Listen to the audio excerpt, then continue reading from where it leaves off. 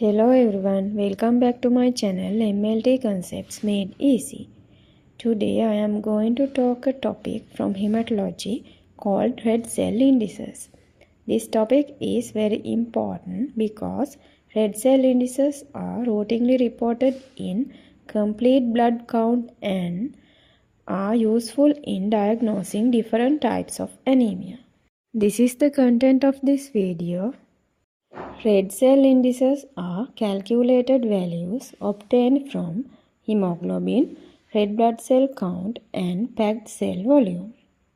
They give information about the size of red blood cells and the hemoglobin content. These indices help in identifying and classifying anemia in patients. There are three main red cell indices: mean corpuscular volume, mean corpuscular hemoglobin, and mean corpuscular hemoglobin concentration. Each index gives different information about red blood cells. These indices are automatically calculated by hematology analyzers and included in complete blood count reports. MCV stands for mean corpuscular volume. It indicates the average size of red blood cells. The normal range is 80 to 100 femtoliters. MCH stands for mean corpuscular hemoglobin. It shows the average amount of hemoglobin present in one red blood cell. The normal value is between 27 and 33 picograms. MCHC stands for mean corpuscular hemoglobin concentration. It indicates the concentration of hemoglobin in packed red blood cells. The normal value is 32 to 36 grams per deciliter. Red cell indices play an important role in the morphological classification of anemia.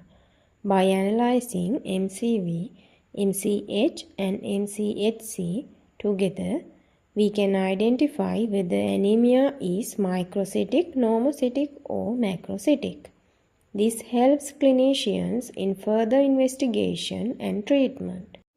MCV decrease in iron deficiency and increase in vitamin B12 deficiency. MCH decrease in hypochromic anemia and increase in macrocytic anemia. MCHC decrease in iron deficiency and increase in spherocytosis. Summary: red cell indices are very important hematological parameters. They help in early diagnosis and classification of anemia. Understanding red cell indices is essential for MLD students working in diagnostic laboratories. Thank you for watching.